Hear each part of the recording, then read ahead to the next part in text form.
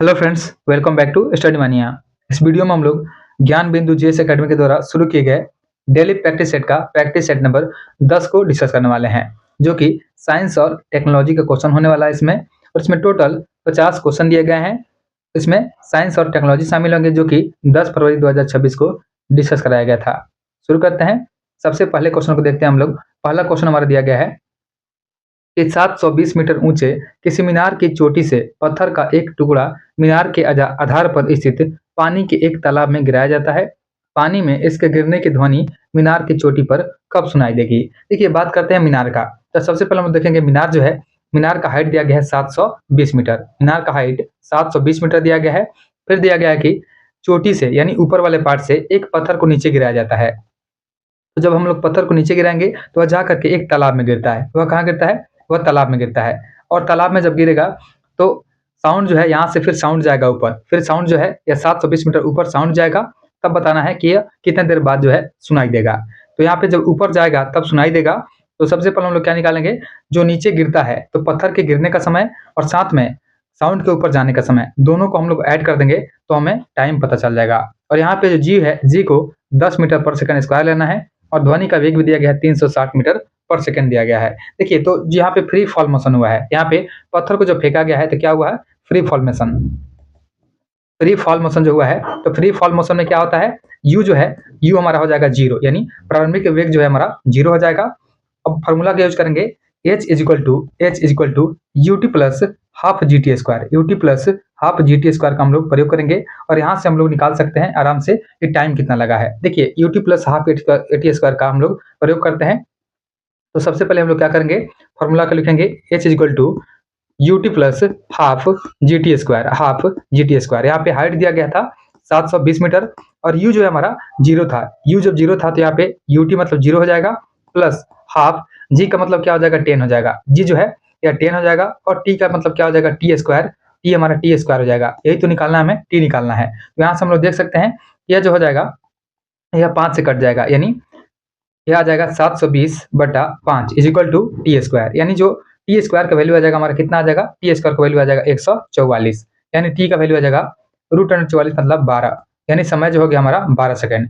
यानी 12 सेकंड के बाद जो है वह पत्थर नीचे तालाब में गिरेगा। अब देखते हैं ध्वनि का वेग। ध्वनि का वेग ऊपर कब जाता है? तो ध्वनि का वेग यहाँ पे दिया भी गया है कि ध्वनि का वेग जो है, ध्वनि का वेग दिया गया यहाँ पे 360 मीटर, 360 मीटर पर सेकंड जाता है। लेकिन हमारा जो हाइट है, हाइट कितना है? 720 मीटर। तो मीनार की चोटी पर पहुंचने में जो लगा समय है, क्या हो जाएगा? दूरी बटा समय हो जाएगा। यह जो है दूरी बटा समय हो जाएगा। यानी 720 मीटर दूरी को तय करने में ध्वनि को कितना देर लगेगा? तो 360 से डिवाइड कर देंगे तो कितना हो जाएगा? 2 सेकंड। यहाँ पे 2 सेकंड में साउंड जो है ऊपर चला जाएगा और 12 सेकंड में पत्थर नीचे आएगा। यानी 12 और 2 यानी 14 सेकंड। तो दोनों को ऐड कर देंगे तो हो जाएगा 14 सेकंड। 14 सेकंड में साउंड ऊपर सुनाई देगा, इसलिए ऑप्शन सी हमारा राइट आंसर है। नेक्स्ट है, अगले क्वेश्चन पे आते हैं। Question number 2। दूसरा क्वेश्चन क्या दिया गया है कि हंसा परीक्षण का संबंध है। तो हंसा परीक्षण जो होता है, यह क्या होता है? दूध में मिलावट की जांच करने के लिए हंसा परीक्षण को किया जाता है। देखिए, गाय के जो दूध होता है, इसी में भैंस के दूध को जब मिलाते हैं तो इसी की पहचान करने के लिए हंसा परीक्षण को किया जाता है। और यह जो हंसा परीक्षण है, इसका आविष्कार किसने किया था? तो हंसा परीक्षण जो है, इसका आविष्कार किया था national national dairy research institute ने। रिसर्च इंस्टीट्यूट ने इसका खोज किया था, यानी आविष्कार किया था। और यह करनाल में स्थित है। इसको भी ध्यान देंगे कि नेशनल डेयरी रिसर्च इंस्टीट्यूट जो है, यह करनाल हरियाणा में है। इसी ने हंसा परीक्षण का खोज किया था, यानी आविष्कार किया था। नेक्स्ट है, अगले क्वेश्चन पे आते हैं। Question number 3। तीसरा क्वेश्चन है, 220 वोल्ट पर एक बल्ब 25 घंटे में 2 यूनिट्स ऊर्जा का उपभोग करता है, तो इस बल्ब का प्रतिरोध कितना हो जाएगा? देखिए, यहाँ से प्रतिरोध यानी आर यानी रेसिस्टेंट को निकालना है। सबसे पहले हम लोग देखेंगे, यहाँ पर दिया गया है टी जो दिया गया है, टी कितना दिया गया है? 25 आवर दिया गया है। टी जो है 25 आवर दिया गया है। और यहाँ पे ऊर्जा का मतलब एनर्जी जो है, ऊर्जा कितना दिया गया है? 2 यूनिट। 2 यूनिट का मतलब क्या हो जाएगा? 2 किलोवाट आवर हो जाएगा। और क्या निकालना है हमें? आर यानी रेसिस्टेंट को निकालना है। देखिए, सबसे पहले हम देखेंगे कि जो शक्ति होता है, शक्ति बराबर क्या होता है? शक्ति बराबर होता है ऊर्जा बटा समय होता है। यह जो है ऊर्जा बटा समय हो जाएगा। यहाँ पे ऊर्जा है हमारा 2 किलो आवर हो जाएगा, 2 किलोवाट आवर हो जाएगा। डिवाइड बाय समय कितना है? 25 आवर है। तो आवर से आवर तो कट जाएगा। यहाँ पे किलो का मतलब क्या होता है, 1000 होता है। यह हो जाएगा 2 इंटू 1000, 1000 इंटू वाट हो जाएगा, डिवाइड बाई 25 हो जाएगा। तो 25 से जब डिवाइड करेंगे तो यह कट जाएगा, 40 से कट जाएगा, यानी 80 वाट। 80 वाट हमारा क्या आ गया, पावर आ गया, यानी शक्ति जो है हमारा पावर है कितना आ गया, 80 वाट आ गया। अब हम लोग आगे क्या करेंगे, आगे एक और फॉर्मूला होता है शक्ति का। शक्ति का फॉर्मूला जो है, एक और फॉर्मूला होता है शक्ति का, शक्ति बराबर होता है वी स्क्वायर बाई आर होता है। तो यहाँ से हम लोग देख सकते हैं कि जो आर होता है, आर का मतलब क्या हो जाएगा, अब यह हो जाएगा V square by power, P का मतलब शक्ति होता है, तो वी स्क्वायर बाई पी हो जाएगा। यहाँ पे हम लोग फॉर्मूला का यूज करेंगे वी स्क्वायर, वी हमारा दिया गया है 220 वोल्ट, तो यह हो जाएगा 220 इंटू 220 स्क्वायर है, डिवाइड बाई आर। आर निकालना है हमें, तो आर तो हमें निकल गया है, देखिए sorry, divide by P, divide by P है यहाँ पे, तो पी मतलब शक्ति यानी पावर, यह हमारा 80 वाट निकल चुका है। तो हम लोग डिवाइड करेंगे, यह कट जाएगा 40। देखिए 40 जो है, 40 से 2 बार में काटेंगे, 40 से सॉरी इसे 20 से काटते हैं, 20 से अगर काटेंगे तो 20 से कटेगा 20 चौका 80, और यह कट जाएगा 20 11, 20 इंटू 11, 11 से कट जाएगा। फिर इसे बात करते हैं 4 से, तो 4 से 2 दूनी 4, और यह कट जाएगा 110 में कट जाएगा, यह कट जाएगा फिर से 55, यानी हो जाएगा 55 इंटू 11, क्या हो जाएगा हमारा, टोटल हो जाएगा 605। तो 605 क्या हो गया, ओम। रेसिस्टेंट होता है ओम में होता है, तो 605 ओम हो जाएगा। ऑप्शन बी हमारा राइट आंसर है। नेक्स्ट है, अगले क्वेश्चन पे आते हैं, क्वेश्चन नंबर 5। देखिए सॉरी क्वेश्चन नंबर 4। चौथा क्वेश्चन क्या दिया गया है कि खाद्य श्रृंखला जो दिया गया है, खाद्य श्रृंखला यानी फूड चेन में मानव है। देखिए फूड चेन का बात करते हैं तो अलग अलग जगहों पे अलग अलग फूड चेन होता है। तो इसमें सबसे पहले हम देखेंगे कि वन का फूड चेन जो होता है कैसे होता है। वन का जो फूड चेन होता है, इसमें क्या होता है, सबसे पहले पेड़ पौधा होता है, सबसे पहले पेड़ पौधा होता है, उसके बाद में अगले स्तर पे क्या होता है, अगले स्तर पे हो जाएगा हिरन, अगले स्तर पे मानिए हिरन हो जाएगा, उसके बाद में सियार हो जाएगा, इसके बाद में क्या हो जाएगा, इसके बाद में शेर हो जाएगा, यानी पेड़ पौधों को हिरन खा जाएगा, हिरन को सियार खा जाएगा, और सियार को शेर खा जाएगा। तो वन का ऐसा होता है, तो पेड़ पौधा क्या हो जाएंगे, पेड़ पौधा उत्पादक हो जाएंगे, और हिरन जो हो जाएगा उपभोक्ता वन हो जाएगा। यह जो है उपभोक्ता वन हो जाएगा, उपभोक्ता वन है, और सियार जो है उपभोक्ता दो है, यह दूसरे नंबर का दूसरे स्तर का उपभोक्ता हो जाएगा, और तीसरे स्तर का उपभोक्ता जो है शेर हो जाएगा, शेर जो है तीसरे स्तर का उपभोक्ता है। अब हम लोग देखेंगे एक घास का, यानी घास स्थल जो होता है, घास स्थल, तो घास स्थल के खाद्य श्रृंखला के बारे में बात करते हैं, तो घास असल का जो श्रृंखला हो जाएगा, इसमें क्या हो जाएगा, सबसे पहले तो घास हो जाएगा, घास को कौन खा जाएगा, टिड्डा, घास को टिड्डा खा जाएगा, और टिड्डा को मेढक खा जाएगा, टिड्डा को मेढक खाएगा, मेढक को सांप खा जाएगा, और सांप को कौन खा जाएगा, बाज खा जाएगा, सांप को बाज खा जाएगा। तो यहाँ भी हम लोग देखेंगे कि जो घास है, घास क्या हो जाएगा, उत्पादक हो जाएगा, घास जो है उत्पादक हो जाएगा, और टिड्डा जो है यह प्रथम पोषीय स्तर है, मेढक जो है यह दूसरा पोषीय स्तर है, यानी दूसरे पे आएगा, उपभोक्ता में सांप तीसरे पे, और बाज जो है चौथे पे आएगा। तो यहाँ पे हम लोग ध्यान देंगे, यहाँ पे क्या किया गया है, यहाँ पे जो उत्पादक है, तो जो उत्पादक है यह शाकाहारी है, यानी पहला वाला जो है शाकाहारी है, और सेकेंड नंबर से यानी जो उपभोक्ता वन है यहाँ से मांसाहारी हो जाता है। तो यहाँ पे हमारा क्वेश्चन दिया गया था कि जो खाद्य श्रृंखला है इसमें मानव क्या है, तो मानव दोनों में आ जाएगा, मानव जो है प्राथमिक में भी आएगा और द्वितीयक उपभोक्ता में भी आएगा, क्योंकि यहाँ पे जो द्वितीयक है यह क्या हो जाएगा, मांसाहारी हो जाएगा, और मानव जो होते हैं शाकाहारी और मांसाहारी दोनों होते हैं, इसलिए ऑप्शन सी हमारा राइट आंसर है। नेक्स्ट है, अगले क्वेश्चन पे आते हैं, क्वेश्चन नंबर 5। देखिए पांचवा क्वेश्चन क्या है कि निम्नलिखित में कौन सा कथन सत्य है, इसमें से सही का पहचान करना है। सबसे पहले है, स्टील में कार्बन का जो अंश होता है 0.5 से 1.5% तक बदलता है, तो इसमें पहला कथन जो है सही दिया गया है, यानी जो स्टील होता है, इस्पात जो होता है, इसको हम लोग बोलते हैं इंग्लिश में इस्पात बोलते हैं, और हिंदी में क्या बोलते हैं, सॉरी हिंदी में इस्पात बोलते हैं और इंग्लिश में बोलते हैं इसे स्टील। तो स्टील जो होता है यह मिश्र धातु होता है, क्या होता है, इसमें शामिल होता है, इसमें लोहा होता है और साथ में क्या होता है, कार्बन। तो इसमें जो कार्बन का मात्रा होता है यह होता है 0.1 से लेकर के 1.5% तक होता है। स्टील में कार्बन का अंश हो जाएगा 0.1 से 1.5 तक होता है। तो इसके बाद बात करते हैं मृदु लोहा का। जो मृदु लोहा होता है इसमें कार्बन का जो अंश होता है 0.1 से 0.4 तक होता है, यह भी सही दिया गया है। और तीसरा है कठोर स्टील जो होता है, हार्ड स्टील, इसमें कार्बन का जो अंश होता है 0.5 से 1.5, यानी कहने का मतलब है कि जब 0.1 से 0.4 तक जो होता है यह होता है मृदु लोहा, यानी कार्बन का परसेंटेज है यह हो जाएगा मृदु लोहा में। तो मृदु लोहा जो होता है इसमें 0.1 से 0.5% तक कार्बन होता है, और जो इसके बाद होता है 0.5 से 1.5% तक जो कार्बन का मात्रा होता है यह किसमें होता है, यह कठोर लोहे में होता है, यानी हार्ड लोहे में जो होता है 0.5 से 1.5 तक होता है।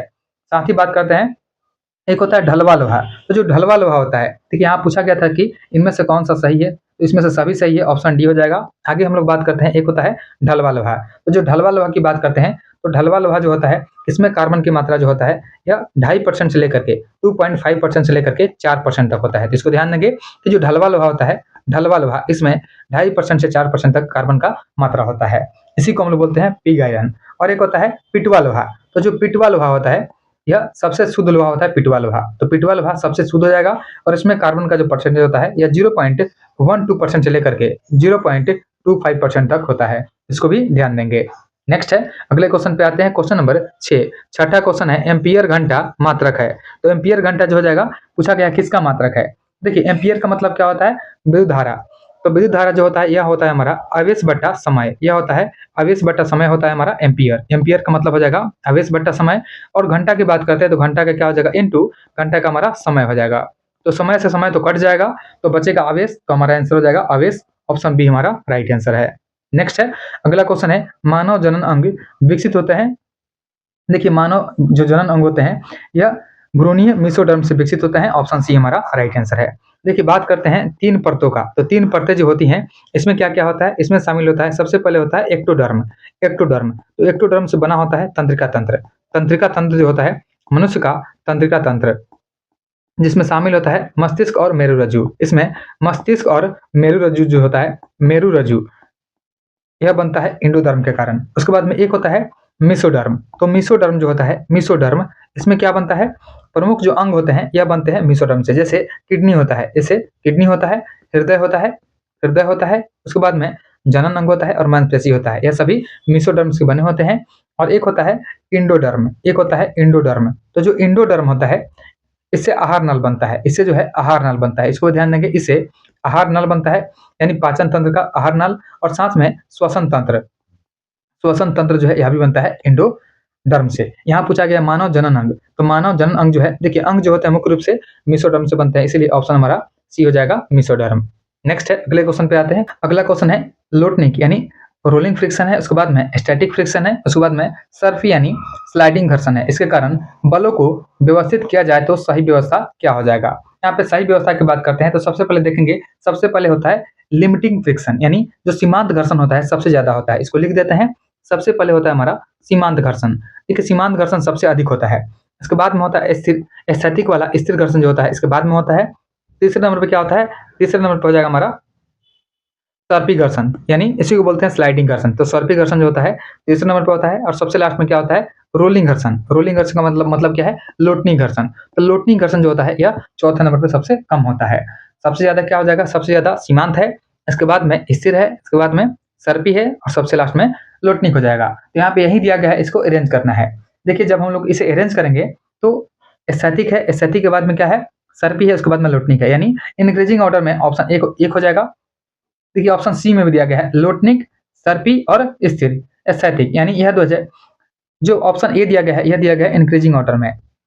यह जो है इंक्रीजिंग ऑर्डर में है, यानी बढ़ते क्रम में दिया गया है। और ऑप्शन सी जो है यह डिक्रीजिंग ऑर्डर में दिया गया है। तो यहाँ पे डिक्रीजिंग ऑर्डर में ऑप्शन सी हमारा आंसर हो जाएगा और इंक्रीजिंग में ऑप्शन ए हो जाएगा, यानी हमारा आंसर इसमें से दोनों हो सकता है। नेक्स्ट है, अगला क्वेश्चन देखते हैं, क्वेश्चन नंबर 9।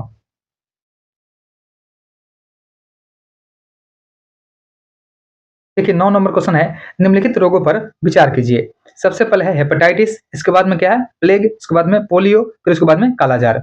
उपयुक्त में से कौन सा रोग का कारण विषाणु है, इसमें से विषाणु से कौन सा रोग होता है। देखिए विषाणु से होता है हेपेटाइटिस और साथ में क्या होता है पोलियो।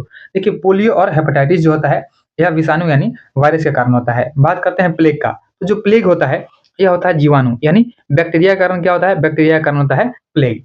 उसके बाद बात करते हैं कालाजार। कालाजार जो होता है यह प्रोटोजुआ के कारण होता है। यह जो है प्रोटोजुआ के कारण होता है कालाजार। तो यहाँ पूछा गया कौन सा कारक जो विषाणु का है, तो विषाणु से होता है हेपेटाइटिस और पोलियो। ऑप्शन हो जाएगा 1 और 3, ऑप्शन बी हमारा राइट आंसर है। अगला क्वेश्चन है 1 किलोग्राम यूरेनियम 235 जो है इसके पूर्ण विखंडन से प्राप्त ऊर्जा कोयले की कितनी मात्रा के दहन से प्राप्त ऊर्जा के बराबर होती है। देखिए जो परमाणु रिएक्टर होता है इसमें क्या होता है, जो 1 किलोग्राम यूरेनियम होता है, 1 किलोग्राम यूरेनियम होता है 235, इससे जो उत्पन्न ऊर्जा होती है यह बराबर होती है थर्मल पावर प्लांट जो होता है, थर्मल पावर प्लांट यानी जिसमें कोयले का यूज किया था, इसमें 31,000 टन, 31,000 इसको क्विंटल लिखेंगे, 31,000 क्विंटल, 31,000 क्विंटल जो है कोयला का जो दहन होता है इससे जो उत्पन्न ऊर्जा होती है इसी के बराबर होती है। तो यहाँ पे पूछा गया है कि किसके बराबर हो जाएगा, क्या हो जाएगा यहाँ पे 1 किलोग्राम नहीं, यहाँ पे 100 किलोग्राम होना चाहिए। तो जब ये 100 हो जाएगा तो ये हो जाएगा 31,000 से इसमें मल्टीप्लाई कर देंगे। 31,000 से मल्टीप्लाई कर देंगे तो यह जो हो जाएगा हमारा 31 लाख हो जाएगा। यह 31 लाख हो जाएगा, लेकिन यहाँ पे ऑप्शन में एप्रॉक्स में 35 लाख है, तो यहाँ पे ऑप्शन सी हमारा राइट आंसर हो जाएगा। नेक्स्ट है, अगले क्वेश्चन पे आते हैं। Question number 11। 11 नंबर क्वेश्चन क्या है कि निम्नलिखित में कौन सा कथन असत्य है यानी गलत दिया गया है। इसमें से गलत का पहचान करना है, कौन सा कथन जो है गलत है। सबसे पहला कथन है, अनुवांशिक लक्षण जो स्पष्ट रूप से दिखाई देते हैं जीनोटाइप कहलाता है। देखिए, अनुवांशिक लक्षण जो कि स्पष्ट रूप से दिखाई देता है उसको हम लोग क्या बोलते हैं, उसको बोलते हैं फिनोटाइप। उसको बोलते हैं हम लोग फिनोटाइप, इसलिए फिनोटाइप बोलते हैं, इसलिए पहला ऑप्शन जो है यही गलत है। ऑप्शन 1 हमारा राइट आंसर हो जाएगा। और देखिए, जो जीन का लक्षण होता है वह जीनोटाइप होता है, लेकिन फिनोटाइप जो होता है यह क्या होता है, जो बाहर से दिखाई दे, यानी जैसे लंबा बौना, यह जो होता है फिनोटाइप कहलाता है। यहाँ पे ऑप्शन 1 गलत है, ऑप्शन 1 हमारा राइट आंसर है। साथ ही अगर एग्जाम में आपसे पूछे कि जीनोटाइप का रेशियो क्या होता है, देखिए जीनोटाइप जो होता है, जीनोटाइप का रेशियो क्या होता है, 1:2:1 होता है। इसको ध्यान रखेंगे। नेक्स्ट है, अगले क्वेश्चन पे आते हैं। यहाँ पे बाकी जो स्टेटमेंट है सही दिया गया है कि मेंडल को आनुवंशिकी का पिता कहा जाता है, यह सही है। तीसरा है कि मेंडल ने अपने सभी प्रयोगों में मटर के पौधे का इस्तेमाल किया था, यह भी सही है। और मेंडल के एक संकर यानी एक संकर क्रॉस में फिनोटाइप अनुपात जो है 3:1 है, और जीनोटाइप अनुपात हमारा 1:2:1 हो जाएगा।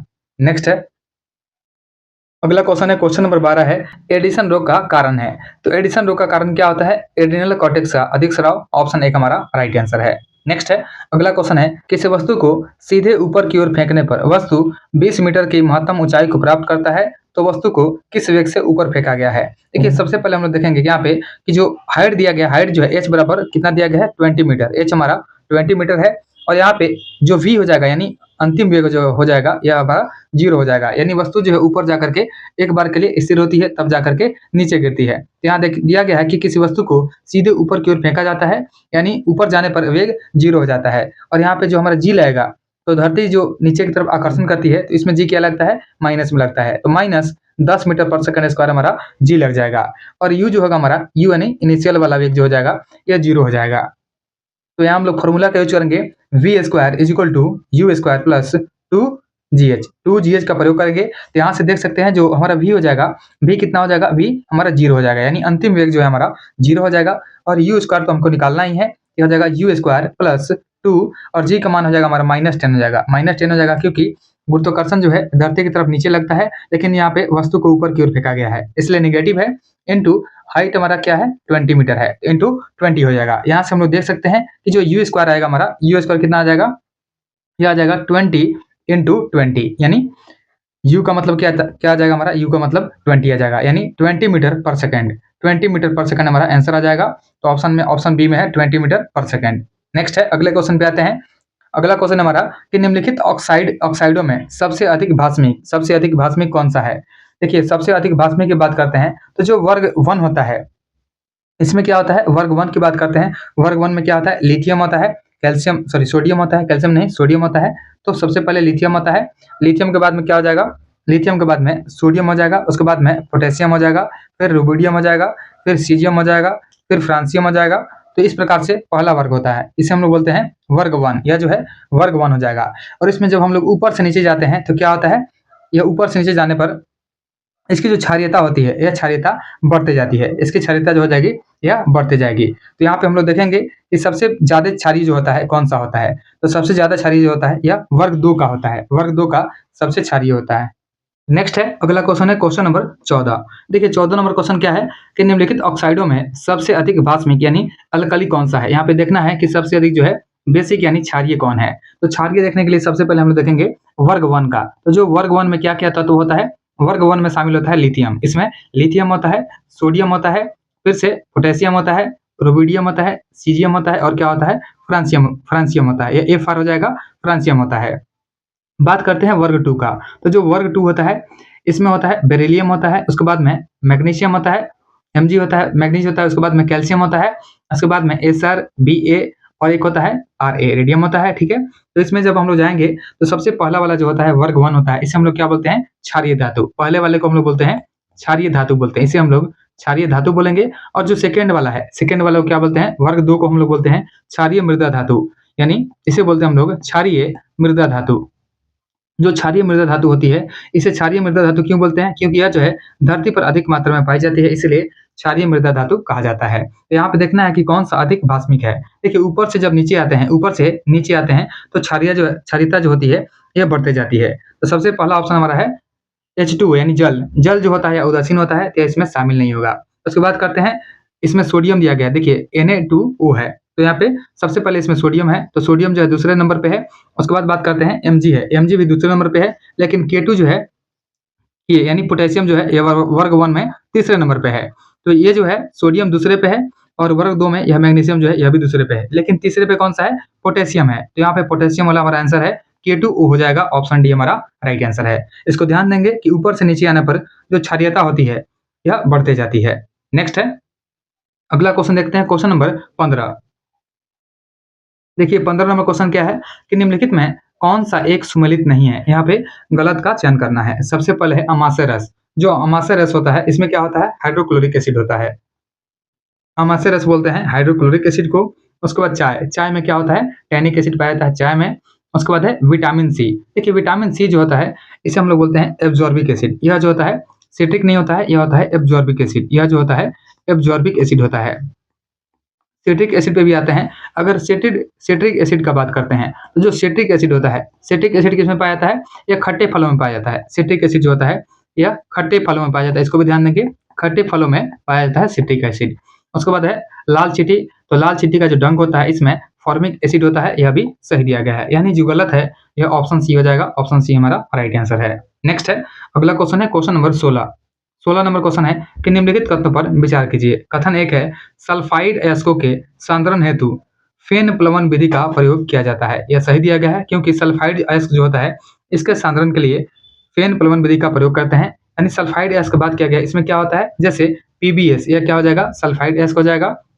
जेडएनएस सल्फाइड अयस्क है। यह सभी जो है सल्फाइड अयस्क है। और इसमें साथ में क्या होता है? अशुद्धि होता है। इसमें साथ में अशुद्धि होता है, अशुद्धि होता है। इसी को क्या बोलते हैं? गैंग बोलते हैं। इसी को गैंग बोलते हैं। तो इन्हीं के सांद्रण के लिए क्या प्रयोग करते हैं? फेन प्लवन विधि का प्रयोग करते हैं। तो पहला कथन हमारा सही दिया गया है। अगला देखते हैं, दूसरा कथन दिया गया हमारा कि सिल्वर तथा गोल्ड के अयस्कों का सांद्रण हेतु निक्षालन प्रक्रम का इस्तेमाल होता है। यह भी कथन हमारा सही है, यानी दोनों कथन सही है। ऑप्शन सी हो जाएगा। 1 तथा 2 दोनों सही दिए गए हैं। नेक्स्ट है, अगला क्वेश्चन है सड़क पर चलते समय किसी बैलगाड़ी के पहिए की गति किसका उदाहरण है? तो सड़क पर चलते समय किसी बैलगाड़ी के पहिए का जो गति होता है यह उदाहरण हो जाएगा स्थानांतरित हो जाएगा और घूर्णन दोनों हो जाएगा। ऑप्शन बी हमारा राइट आंसर है। नेक्स्ट है, अगला क्वेश्चन है एक तत्व के अंतिम कक्षा में 8 इलेक्ट्रॉन है। इस संदर्भ में निम्न में से कौन सा एक सही नहीं है? यहाँ पे गलत का चयन करना है, कौन सा जो है गलत दिया गया है। देखिए यहाँ पे अंतिम कक्षा की बात करते हैं, इसमें क्या हो जाएगा? सबसे पहला कथन हमारा कि यह अक्रिय गैस है। देखिए जो एक तत्व के अंतिम कक्षा में अगर 8 इलेक्ट्रॉन है यह अक्रिय गैस हो जाएगा, जो कि सही दिया गया है, यानी जो पहला कथन हमारा सही है। दूसरा है यह इलेक्ट्रॉन का न ही त्याग कर सकता है और न ही ग्रहण कर सकता है, दूसरा कथन भी सही है।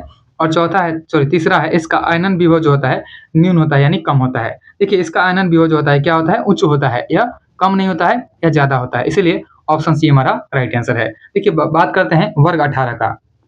तो जो वर्ग 18 होता है इसमें जितने भी तत्व होते हैं, जैसे हीलियम होता है, नियॉन होता है, आर्गन होता है, उसके बाद में क्रिप्टन होता है, जेनॉन होता है और क्या होता है? रेडॉन होता है। तो इसमें सिर्फ एक हीलियम होता है, हीलियम ध्यान देंगे, सिर्फ एक हीलियम होता है जिसका जो अंतिम कक्षा होता है, इसका जो अंतिम कक्षा होता है, अंतिम कक्षा होता है, इसमें कितने होते हैं? 2 इलेक्ट्रॉन होते हैं। इसमें 2 इलेक्ट्रॉन होते हैं, इसमें 2 इलेक्ट्रॉन होते हैं, लेकिन बाकी जितने भी है इसके सभी लास्ट में यानी अंतिम कक्षा में 8 इलेक्ट्रॉन पाए जाते हैं। इसलिए जो पहला कथन दिया गया था हमारा कि इसके जो अंतिम कक्षा में 8 इलेक्ट्रॉन है, यहाँ पे बता भी दिया गया है, ठीक है? तो इसको ध्यान देंगे। और साथ में दिया गया कि इसका आयनन विभव जो होता है न्यून होता है, यह गलत है, क्योंकि यह जो है उच्च होता है। परमाणु का जो अंतिम कक्षा होता है, इसे इलेक्ट्रॉन को बाहर निकालने में जो ऊर्जा लगती है, इसी को हम लोग क्या बोलते हैं? आयनन विभव बोलते हैं। और यह देखिए जब स्टेबल रहेगा तो उसको निकालने में अधिक ऊर्जा लगेगी, इसलिए जो आयनन विभव होता है क्या होता है?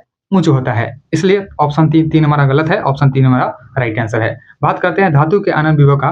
तो धातु का जो आयनन विभव होता है वह कम होता है, अधातु का आयनन विभव जो होता है वह ज्यादा होता है। और जो अक्रिय गैस होता है, अक्रिय गैस का आयनन विभव जो होता है सबसे ज्यादा होता है, क्योंकि वह सबसे स्टेबल होते हैं। नेक्स्ट है, अगले क्वेश्चन पे आते हैं, क्वेश्चन नंबर 19। देखिए 19 नंबर क्वेश्चन क्या है? 19 नंबर क्वेश्चन है कि एक उत्तल दर्पण दिया गया है, यानी एक उत्तल दर्पण दर्पण की वक्रता त्रिज्या 12 सेंटीमीटर है और दर्पण से 12 सेंटीमीटर की दूरी पर स्थित वस्तु का प्रतिबिंब दर्पण के पीछे कितनी दूरी पर बनेगा, इसको बताना है। देखिए सबसे पहले हम लोग क्या लेंगे, उत्तल दर्पण। तो उत्तल दर्पण कैसे होता है, ऐसे होता है उत्तल दर्पण। इसमें जो है पीछे की तरफ कलई किया रहता है, इसमें पीछे की तरफ क्या रहेगा, कलई किया हुआ रहेगा। और इसमें जो रहता है दाहिने की तरफ जो है पॉजिटिव रहता है और बाएं तरफ जो रहता है निगेटिव रहता है। और जो वस्तु जो रहता है हमेशा बाएं की तरफ रहता है, यानी जो वस्तु होता है हमेशा निगेटिव साइड में रहता है। तो यहाँ से देखेंगे कि जो हमारा आर दिया गया है, आर कितना दिया गया है, 12 सेंटीमीटर। आर जो है 12 सेंटीमीटर, आर हमारा 12 सेंटीमीटर है। एफ की बात करते हैं, एफ क्या होता है, r/2 होता है। r/2 होता है तो हो जाएगा 6 सेंटीमीटर हो जाएगा। इसके बाद यू की बात करते हैं, यू क्या हो जाएगा, वस्तु हो जाएगा दर्पण से कितना दूरी पे है, ये हो जाएगा -12 सेंटीमीटर हो जाएगा, क्योंकि जो बाएं साइड में होता है क्या होता है, नेगेटिव होता है। तो वस्तु अगर यहाँ पे है तो नेगेटिव हो जाएगा, u बराबर -12 सेंटीमीटर हो जाएगा। और हमें क्या निकालना है, प्रतिबिंब निकालना है, प्रतिबिंब का दूरी यानी v निकालना है। तो v बराबर हमारा क्या हो जाएगा, इसको निकालना है। तो सबसे पहले हम लोग फॉर्मूला का यूज करेंगे, यहाँ पे 1/v plus 1/u plus sorry is equal to 1/f का हम लोग प्रयोग करेंगे यहाँ पे। तो हमारा फॉर्मूला से क्या हो जाएगा, 1/v minus 1/12 is equal to 1/6 हो जाएगा। आगे जब सोल्व करेंगे तो हमारा आ जाएगा 1/v इज इक्वल टू, यह इसका जो एलसीएम हो जाएगा यह हो जाएगा 12, यानी 1 उसके बाद में +2 हो जाएगा, यानी 3/12 हो जाएगा, यानी 1/4 हो जाएगा। 1/v का मतलब क्या हो गया, 1/4 हो गया। तो यहाँ से v कितना आ गया, v का वैल्यू हमारा आ गया 4, यानी 4 सेंटीमीटर। ऑप्शन बी हमारा राइट आंसर है। नेक्स्ट है, अगले क्वेश्चन पे आते हैं, क्वेश्चन नंबर 20। देखिए 20 नंबर क्वेश्चन क्या दिया गया है कि विसरण के बारे में है, कि विसरण जो होता है यानी डिफ्यूजन जो होता है, क्रिया में गैस, द्रव या ठोस अणु का प्रवाह होता है। देखिए जो विसरण होता है इसमें क्या होता है कि ठोस, गैस और द्रव का प्रवाह होता है। यह कथन जो है इसके बारे में बताना है। तो अधिक सांद्रता वाले क्षेत्रों से कम सांद्रता वाले क्षेत्रों की ओर इसका प्रवाह होता है। पहला कथन ही हमारा सही हो जाएगा। देखिए विसरण की बात करते हैं, सबसे पहले यहाँ बात करेंगे सांद्रता का। तो जो सांद्रता होता है, सांद्रता का मतलब क्या होता है, गाढ़ापन। इसको ध्यान देंगे कि जो सांद्रता होता है, सांद्रता का मतलब क्या होता है, गाढ़ापन होता है। यानी अगर गाढ़ा वस्तु रहेगा तो पतले की तरफ प्रवाहित होगा। यही चीज दिया गया है कि विसरण जो होता है क्रिया में गैस, द्रव या ठोस अणु का जो प्रवाह होता है कहाँ होता है, अधिक सांद्रता वाले से, यानी गाढ़ापन से कहाँ जाता है, जो पतला होता है लिक्विडिटी में उसके तरफ ट्रांसफर होता है। तो अधिक सांद्रता वाले क्षेत्रों से कम सांद्रता वाले क्षेत्रों तक जाता है, इसलिए ऑप्शन ए हमारा राइट आंसर है। नेक्स्ट है, अगला क्वेश्चन है, विश्व पशु स्वास्थ्य संगठन का मुख्यालय स्थित है। तो विश्व पशु स्वास्थ्य संगठन का मुख्यालय पेरिस में है। ऑप्शन ए हमारा राइट आंसर है। नेक्स्ट है, अगला क्वेश्चन है, क्वेश्चन नंबर 22। 22 नंबर क्वेश्चन क्या है, हाइड्रोनियम आयन है। देखिए हाइड्रोनियम आयन की बात करते हैं तो यह हो जाएगा हमारा H3O+ हो जाएगा। कैसे हो जाएगा, देखिए साथ में हम लोग देखेंगे कि जो अम्ल होता है और साथ में इसके अगर जल से रिएक्शन होता है तो क्या बनाता है, H+ त्यागता है। H+ जो है त्यागता है, H+ को त्यागेगा।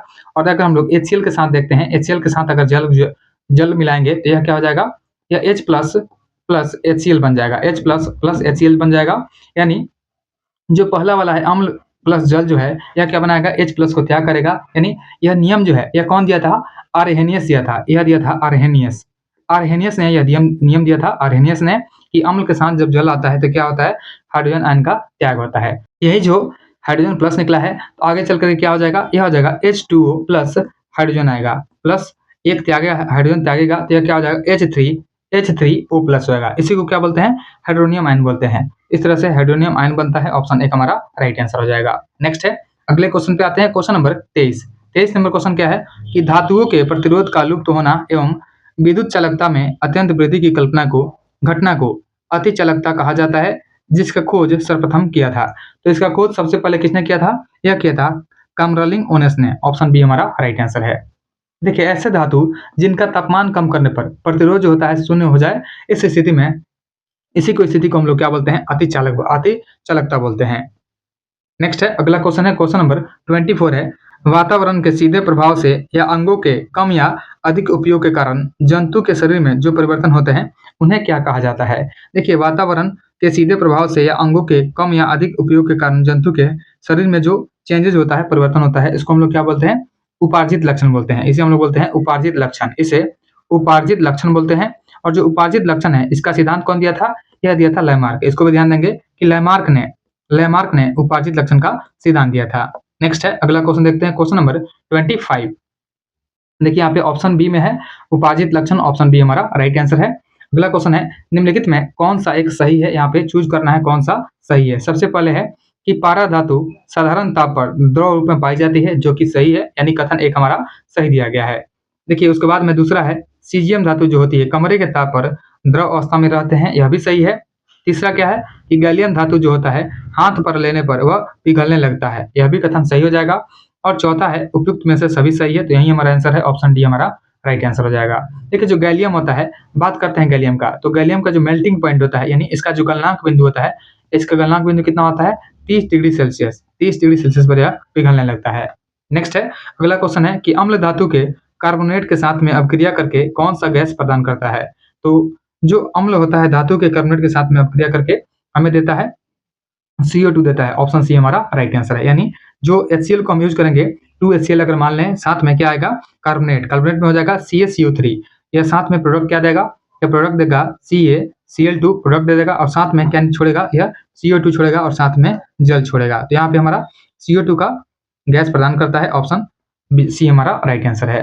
नेक्स्ट है, अगला क्वेश्चन है, क्वेश्चन नंबर 27 है, निम्नलिखित में कौन सा एक सही सुमेलित नहीं है। इसमें से देखना है कौन सा सही सुमेलित नहीं है, मतलब गलत है। सबसे पहले है ह्यूगो डिब्रीज, ह्यूगो डिब्रीज जो है इन्होंने उत्परिवर्तन का सिद्धांत दिया था, जो कि सही है।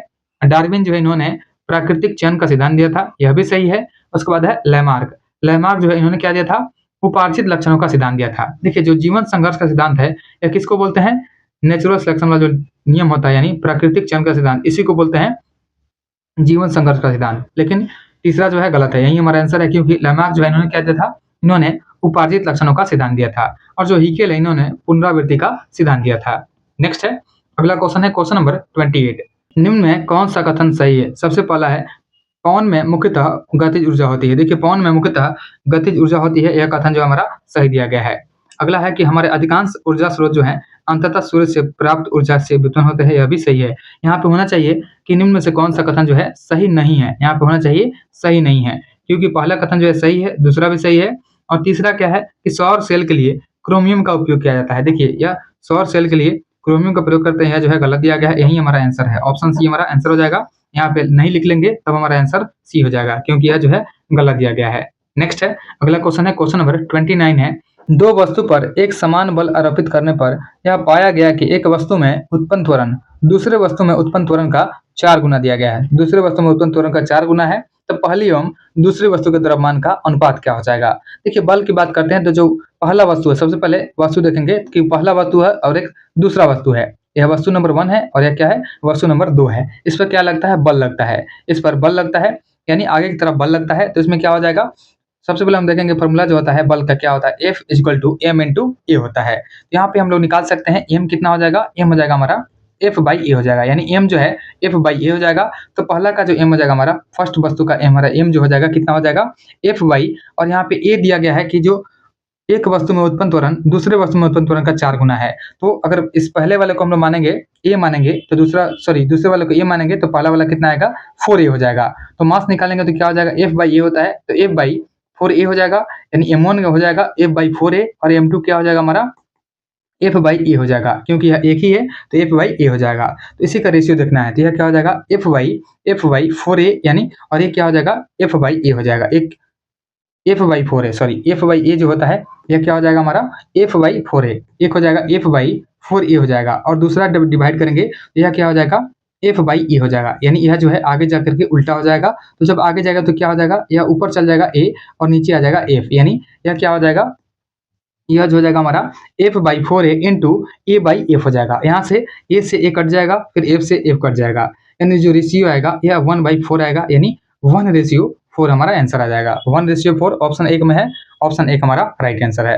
नेक्स्ट है, अगले क्वेश्चन पे आते हैं, क्वेश्चन नंबर 30। देखिए 30 नंबर क्वेश्चन क्या है कि SO2 गैस में कितने द्रव्यमान में 6.022 × 10⁻23 अणु उपस्थित होंगे। यहाँ पे अणु के बारे में देखना है। तो देखिए जो यौगिक होता है इसमें क्या होता है, 1 मोल अणु का जो द्रव्यमान होता है यही बराबर होता है 1 ग्राम आणविक द्रव्यमान के। तो यहाँ पे सबसे पहले हम लोग क्या देखेंगे कि जो SO2 है, तो इस का बात करते हैं सल्फर का, तो इसका जो मास होता है कितना होता है 32 AMU होता है, या 32 AMU होता है S का, यानी सल्फर का होता है, और ऑक्सीजन का क्या होता है 16 AMU होता है, 16 AMU होता है। अब SO2 का मास देखेंगे, देखिए जो SO2 होता है इसमें S का क्या हो जाएगा, S का 32 हो जाएगा, और साथ में O का क्या हो जाएगा 2 × 16 हो जाएगा, यानी 32 32 प्लस 32 हो जाएगा, यानी टोटल जो है 64 हो जाएगा, 64 ग्राम हो जाएगा। ऑप्शन डी हमारा राइट आंसर है। नेक्स्ट है अगला क्वेश्चन है क्वेश्चन नंबर 31। 31 नंबर क्वेश्चन क्या है कि समतल दर्पण द्वारा बने प्रतिबिंब का आवर्धन होता है। तो समतल दर्पण के द्वारा बने प्रतिबिंब का आवर्धन क्या होता है, या +1 होता है। तो ऑप्शन बी हमारा राइट आंसर है। देखिए क्योंकि जो आवर्धन जो होता है, आवर्धन क्या होता है, आवर्धन यानी मैग्निफिकेशन, यानी एम जो होता है यह होता है प्रतिबिंब का ऊंचाई। पहले क्या होता है, प्रतिबिंब जो होता है उसका ऊंचाई, प्रतिबिंब का हाइट होता है डिवाइड बाई वस्तु का ऊंचाई, डिवाइड बाई क्या हो जाएगा, वस्तु का ऊंचाई हो जाएगा, वस्तु का हाइट हो जाएगा। ठीक है, जो उल्टा होता है वह क्या होता है, वास्तविक प्रतिबिंब होता है, यानी निगेटिव रहेगा। सीधा जो बनता है यह आभासी प्रतिबिंब होता है, यह पॉजिटिव होता है। और जो समतल दर्पण में हमेशा क्या होता है, आभासी प्रतिबिंब बनता है। इन सभी को याद रखेंगे। यहाँ पे जो है समतल दर्पण द्वारा क्या बनेगा, प्लस में बनेगा, यानी हमेशा जो होता है क्या होता है, आभासी प्रतिबिंब बनता है। नेक्स्ट है अगला क्वेश्चन है क्वेश्चन नंबर 32 है, अप्राकृतिक जीवों या कार्बनिक अणुओं के निर्माण के लिए आनुवंशिक इंजीनियरिंग प्रक्रिया का उपयोग करने संबंधी विज्ञान को क्या कहा जाता है। इसको क्या बोलते हैं, सिंथेटिक बायोलॉजी बोलते हैं। ध्यान देंगे कि अप्राकृतिक जीवों या कार्बनिक अणुओं के निर्माण के लिए आनुवंशिक इंजीनियरिंग प्रक्रिया का उपयोग करने संबंधी विज्ञान को सिंथेटिक बायोलॉजी कहा जाता है। नेक्स्ट है अगला क्वेश्चन देखते हैं क्वेश्चन नंबर 33। 33 नंबर क्वेश्चन क्या है कि समान गैसीय तत्व की परमाणुता जो होती है कितनी होती है। ठीक है, समान गैसीय तत्व की बात करते हैं तो इसका परमाणुता जो होता है यह क्या होता है, 2 होता है। क्यों 2 होता है, क्योंकि समान गैस होता है, कैसे होता है, इसका फॉर्मूला जैसे ऑक्सीजन होता है O2 होता है, नाइट्रोजन क्या होता है N2 होता है, क्लोरीन का क्या होता है Cl2 होता है। तो सभी क्या रहते हैं, 2-2 के फॉर्म में रहते हैं। जैसे फ्लोरीन के क्या हो जाएगा F2 हो जाएगा, सभी 2-2 के फॉर्म में रहते हैं। तो इसका जो परमाणुता हो जाएगा, यानी परमाणु जो होते हैं इसमें 2 होते हैं। ऑप्शन बी हमारा राइट आंसर है। नेक्स्ट है, लेकिन एक और चीज ध्यान देंगे कि जो अक्रिय गैस होता है यह क्या होता है, एक परमाणु वाला होता है। अक्रिय गैस होता है एक परमाणु वाला होता है अक्रिय गैस। जैसे जो अक्रिय गैस होता है, अक्रिय गैस कैसे रहता है, जैसे हीलियम, हीलियम सिंगल रहता है, नियॉन, आर्गन, ये सभी का क्या रहते हैं, सिंगल रहते हैं। तो यह एक परमाणु वाले होते हैं, और 2 परमाणु वाले होते हैं गैस होते हैं, जैसे ऑक्सीजन, नाइट्रोजन, यह सभी जो है 2 परमाणु वाले होते हैं। नेक्स्ट है अगले क्वेश्चन पे आते हैं क्वेश्चन नंबर 34। देखिए 34 नंबर क्वेश्चन है, प्रोस्टेट ग्रंथि तथा बल्बो यूरेथ्रल ग्रंथियां पाई जाती है। यह कहाँ पाई जाती है, यह जो पाई जाती है नर मनुष्य में पाई जाती है। ऑप्शन एक हमारा राइट आंसर है।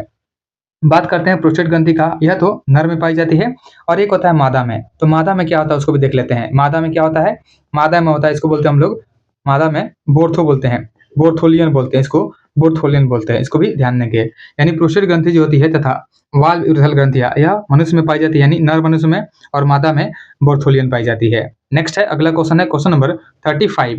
35 नंबर क्वेश्चन क्या है कि निम्नलिखित में कौन सा एक सही गैसीय समीकरण है। देखिए सही गैसीय समीकरण की बात करते हैं तो एक हम लोग लेंगे बॉयल का। बॉयल का जो हमारा गैसीय समीकरण होता है यह क्या होता है, इसको देखते हैं। तो बॉयल का हो जाता है, बॉयल बॉयल का नियम जो होता है, देखिए बॉयल का जो नियम होता है यह क्या होता है, V is directly proportional to 1/p होता है, 1/p होता है, यानी इसको इनवर्सली बोल सकते हैं। और एक होता है चार्ल्स का नियम। तो चार्ल्स का जो नियम होता है, चार्ल्स का नियम क्या होता है, यह होता है V is directly proportional to T into K होता है। यहाँ से जो बॉयल का नियम होता है, यहाँ से हमारा क्या निकलता है, यह निकलता है P1V1 is equal to P2V2। यह हमारा बॉयल के नियम से निकलता है। और बात करते हैं चार्ल्स का, तो चार्ल्स के नियम से क्या निकलता है हमारा, V1/T1, V1/T1 is equal to V2/T2। यह कैसे निकलता है, क्योंकि जो यहाँ पे दिया गया है कि V directly proportional to 1/p, यह कैसे हो जाएगा, V/p is equal to directly proportional to 1 हो जाएगा। यहाँ पे कहने का मतलब है कि V बाई जो P रहेगा हमेशा क्या रहेगा, कांस्टेंट रहेगा। इसलिए P1 इंटू V1 जो हो जाएगा क्या रहेगा, P2 और V2 के हमेशा बराबर रहेगा।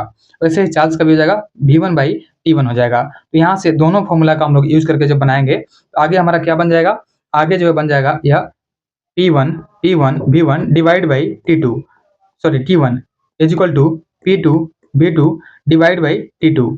इसी को जब हम लोग चेंज करेंगे तो क्या हो जाएगा, P1 V1 यानी P2 T2, sorry P2 V1 हो जाएगा, यह हो जाएगा V2 हो जाएगा इज इक्वल टू T1/T2 हो जाएगा, इज इक्वल टू T1/T2 हो जाएगा। तो यह जो है हमारा ऑप्शन सी में दिया गया है। देखिए ऑप्शन सी में दिया गया है, तो ऐसा हमारा फॉर्मूला बन जाएगा। यह जो है एक गैसीय समीकरण हो जाएगा। नेक्स्ट है अगले क्वेश्चन पे आते हैं। अगला क्वेश्चन कौन सा हमारा, क्वेश्चन नंबर 36। देखिए 36 नंबर क्वेश्चन दिया गया हमारा कि वायुमंडलीय कार्बन जब तटीय एवं समुद्री परितंत्रों में जमा हो जाते हैं तो उस कार्बन को किस नाम से जाना जाता है। तो इसको हम लोग जानते हैं ब्लू कार्बन के नाम से। ऑप्शन डी हमारा राइट आंसर है। देखिए जो कालिक होता है यह होता है काला कार्बन होता है। नेक्स्ट है अगला क्वेश्चन है क्वेश्चन नंबर 37 है, 4.9 ग्राम सल्फ्यूरिक एसिड जो होता है H2SO4, इसमें सल्फ्यूरिक अम्ल में कितने मोल उपस्थित होते हैं। यहाँ पे मोलों का संख्या निकालना है। देखिए जब मोल का संख्या निकालते हैं तो क्या होता है, जो मोल का संख्या होता है यह क्या होता है, ग्राम यानी ग्राम में द्रव्यमान होता है, यानी ग्राम में द्रव्यमान होता है, ग्राम में द्रव्यमान होता है और डिवाइड बाई ग्राम होता है आणविक द्रव्यमान का, आणविक द्रव्यमान का ग्राम होता है। यह हमारा हो जाएगा 4.9 दिया गया है। और बात करते हैं H2SO4 का, तो जब ग्राम आणविक द्रव्यमान देखेंगे तो जो H2SO4 होता है, H2SO4 इसका द्रव्यमान हमारा कितना आ जाएगा। देखिए H जो होता है क्या होता है 1 mu का होता है, 1 mu यानी 1 ग्राम का होता है H1 सॉरी हाइड्रोजन, और जो सल्फर होता है क्या होता है 32 mu का होता है यानी ग्राम में होता है, और जो ऑक्सीजन होता है क्या होता है 16 mu का होता है यानी 16 ग्राम का होता है। तो यहाँ पे H2 है तो यह हो जाएगा 1 × 2 हो जाएगा, प्लस सल्फर कितना 1 है तो यह हो जाएगा 32, और साथ में ऑक्सीजन कितना है 4 है तो यह हो जाएगा 4 × 16 हो जाएगा। जब इसको ऐड करेंगे तो यह हो जाएगा 2 + 32 + 64, यानी टोटल जो है यह हो जाएगा 98 ग्राम हो जाएगा, टोटल 98 ग्राम हो जाएगा। तो ग्राम में द्रव्यमान बटा ग्रामीण आणविक द्रव्यमान होता है तो 4.9/98 कर देंगे। जब इसे कटाएंगे तो क्या हो जाएगा 20 से कट जाएगा, यानी आ जाएगा हमारा 1/20। यह 1/20 आ जाएगा। 1/20 का मतलब क्या होता है 0.05 होता है, तो 0.05 मोल हो जाएगा। ऑप्शन बी हमारा राइट आंसर है। नेक्स्ट है, अगले क्वेश्चन पे आते हैं, क्वेश्चन नंबर 38। देखिए 38 नंबर क्वेश्चन क्या है, आंखों पर रेटिना कैमरे के किस भाग जैसा काम करता है। देखिए आंखों का जो रेटिना होता है यह कैमरे के फिल्म वाले भाग के जैसे काम करता है। ऑप्शन एक हमारा राइट आंसर है। नेक्स्ट है, अगले क्वेश्चन पे आते हैं, निम्नलिखित में किस पदार्थ के उपस्थिति के कारण जल में अस्थायी कठोरता होती है। यह होती है MgHCO3 का होल 2 और साथ में CaHCO3 के होल 2 के कारण होती है। ऑप्शन डी हमारा राइट आंसर है। देखिए सबसे पहले हम लोग जानेंगे कि कठोरता क्या होती है। देखिए जो साबुन होता है इसके साथ में जब झाग नहीं बनता है उसे हम लोग कठोर जल बोलते हैं। और कठोरता की बात करते हैं तो जो कठोरता होती है यह 2 प्रकार की होती है। एक होती है अस्थायी कठोरता, एक होती है अस्थायी कठोरता और दूसरी होती है अस्थायी कठोरता। तो जो अस्थायी कठोरता होती है यह क्लोराइड और सल्फेट के कारण अस्थायी कठोरता उत्पन्न होती है। ध्यान देंगे क्लोराइड जो होता है क्लोराइड और साथ में सल्फेट, क्लोराइड और सल्फेट के कारण क्या होता है अस्थायी कठोरता होती है। बात करते हैं अस्थायी कठोरता का। जो अस्थायी कठोरता होता है या जल को उबालने पर कठोरता इसकी दूर हो जाती है, यानी अस्थायी कठोरता जो होती है जल को उबालने पर खत्म हो जाती है। तो यहाँ पूछा गया है कि किस पदार्थ की उपस्थिति के कारण जल में अस्थायी कठोरता होती है। ये होती है MgHCO3 होल 2 और CaHCO3 होल 2, यानी यह जो है खत्म हो सकती है, इसलिए ऑप्शन 1 और 2 हो जाएगा। ऑप्शन डी हमारा राइट आंसर है। नेक्स्ट है, अगले क्वेश्चन पे आते हैं, क्वेश्चन नंबर 40 नंबर क्वेश्चन क्या है, किसी तत्व में परमाणु संख्या Z है तथा द्रव्यमान संख्या A है, उस तत्व के परमाणु में न्यूट्रॉन की संख्या क्या होगी। देखिए सबसे पहले हम देखेंगे Z जो होता है, Z क्या होता है नंबर ऑफ प्रोटॉन होता है, यानी नंबर ऑफ प्रोटॉन को हम लोग Z बोलते हैं। और A जो होता है, A का मतलब क्या होता है द्रव्यमान संख्या। तो द्रव्यमान संख्या जो होता है यह बराबर होता है प्रोटॉन और न्यूट्रॉन के योग के बराबर होता है। यहाँ से हम लोग देख सकते हैं कि A - Z हो जाएगा, यह हो जाएगा हमारा P + N हो जाएगा। P + N - Z का क्या हो जाएगा P हो जाएगा, यानी आएगा हमारा न्यूट्रॉन आ जाएगा, तो यह N के बराबर आ जाएगा। यहाँ पूछा गया है कि न्यूट्रॉन का संख्या क्या हो जाएगा, तो N जो हो जाएगा हमारा क्या हो जाएगा A - Z हो जाएगा, क्योंकि N जो है क्या है हमारा A - Z है, तो A - Z ऑप्शन बी में है। ऑप्शन बी हमारा राइट आंसर है। नेक्स्ट है, अगले क्वेश्चन पे आते हैं, क्वेश्चन नंबर 41 नंबर क्वेश्चन है, किसी वस्तु के जड़त्व का मापन होता है। तो किसी भी वस्तु के जड़त्व का जो मापन होता है यह वस्तु के द्रव्यमान से होता है, यानी किसी वस्तु का अगर द्रव्यमान जितना ही अधिक होगा उसमें जड़त्व जो है यह सबसे अधिक होगा, और जितना ही जड़त्व यानी वस्तु का द्रव्यमान कम होगा उसका जड़त्व भी कम होगा। नेक्स्ट है, अगला क्वेश्चन है, सर्वप्रथम किसने यह मत प्रकट किया कि सभी अम्लों में हाइड्रोजन उपस्थित रहता है। देखिए सभी अम्लों में हाइड्रोजन जो है उपस्थित रहता है, और यह मत जो दिया गया था यह दिया गया था डेवी के द्वारा। ध्यान देंगे कि डेवी ने दिया था, यह मत को प्रदान किया था। नेक्स्ट है, अगला क्वेश्चन है, क्वेश्चन नंबर 43 नंबर क्वेश्चन है कि डीएनए का निर्माण किन किन से हुआ है। तो डीएनए का निर्माण जो होता है यह हुआ है डीऑक्सीराइबोज शुगर से, फॉस्फेट से और नाइट्रोजन क्षार से होता है। ऑप्शन डी हमारा राइट आंसर है। नेक्स्ट है, अगला क्वेश्चन है, क्वेश्चन नंबर 44 है, एक ध्वनि स्रोत द्वारा उत्सर्जित ध्वनि का तरंग दैर्घ्य 1.7 × 10⁻² मीटर है। तो ध्वनि की आवृत्ति कितनी होगी यदि ध्वनि तरंग का वेग जो है 343.4 मीटर पर सेकंड हो जाएगा। तो यह कितना हो जाएगा, देखिए वेग जो होता है, वेग क्या होता है, वेग बराबर होता है आवृत्ति गुना तरंग दैर्घ्य। वेग बराबर होता है हमारा आवृत्ति गुना तरंग दैर्घ्य, आवृत्ति गुना तरंग दैर्घ्य होता है। तो यहाँ से हम लोग देख सकते हैं जो हमारा आवृत्ति हो जाएगा, आवृत्ति क्या हो जाएगा वेग बटा तरंग दैर्ध्य। यह जो है वेग बटा तरंग दैर्ध्य हमारा आवृत्ति हो जाएगा। तो हमारा वेग क्या है? 343.4 मीटर पर सेकंड है। तरंग की बात करते हैं, हमारा तरंग जो है यह हो जाएगा 1.7 × 10⁻⁻² हो जाएगा। तो जब हम लोग इसे डिवाइड करेंगे तो हो जाएगा 343.4 डिवाइड बाई 1.7।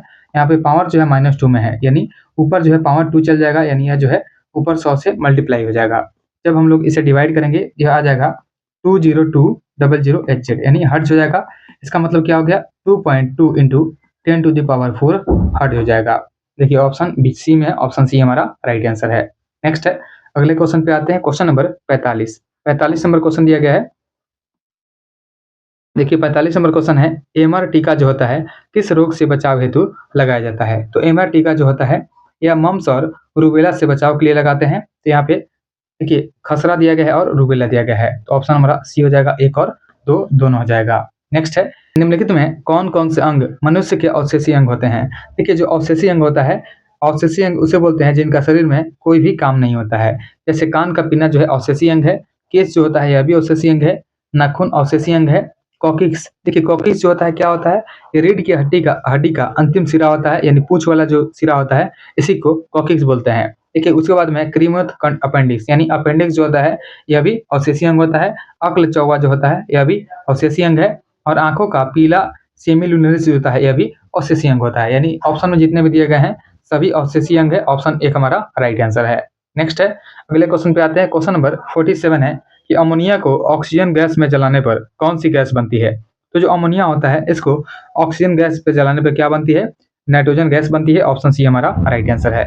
और यह जो जलती है पीली लौ के साथ जलती है, इसको भी ध्यान देंगे। यह जो है पीली कलर के लौ के साथ में जलती है। नेक्स्ट है, अगला क्वेश्चन है कि निम्नलिखित में कौन सा एक वसा के पाचन में भाग नहीं लेता है? तो वसा के पाचन में एमाइलेज जो है यह भाग नहीं लेता है। ऑप्शन डी हमारा राइट आंसर है। देखिए जो एमाइलेज होता है यह क्या करता है? यह कार्बोहाइड्रेट के पाचन में भाग लेता है, इसको भी ध्यान देंगे। यह जो है कार्बोहाइड्रेट जो होता है कार्बोहाइड्रेट के पाचन में भाग लेता है एमाइलेज। और पी तरह जो होता है यह एंजाइम नहीं होता है। नेक्स्ट है, अगला क्वेश्चन है क्वेश्चन नंबर 49। निम्नलिखित कथनों पर विचार कीजिए, बताना है इनमें से कौन सा कथन सही है। सबसे पहला कथन है जंतु एवं मनुष्य अपने शरीर में विटामिन नहीं तैयार कर सकते हैं, जो कि सही दिया गया है। दूसरा है पौधे अपने विभिन्न भागों में अपने लिए विटामिन बनाते हैं, ये हो जाएगा ऑप्शन दूसरा भी सही है। तो यहाँ पे ऑप्शन सी हो जाएगा, 1, 2 दोनों सही दिए गए हैं। नेक्स्ट है, निम्न में किस पदार्थ का अपवर्तनांक सबसे ज्यादा है? तो सबसे ज्यादा अपवर्तनांक किसका हो जाएगा? हीरा का। हीरा का अपवर्तनांक कितना होता है? 2.42 होता है। निर्वात की बात करते हैं तो निर्वात का अपवर्तनांक 1 होता है, लेकिन हीरा का 2.42 होता है। यहाँ पे ऑप्शन डी हमारा राइट आंसर है।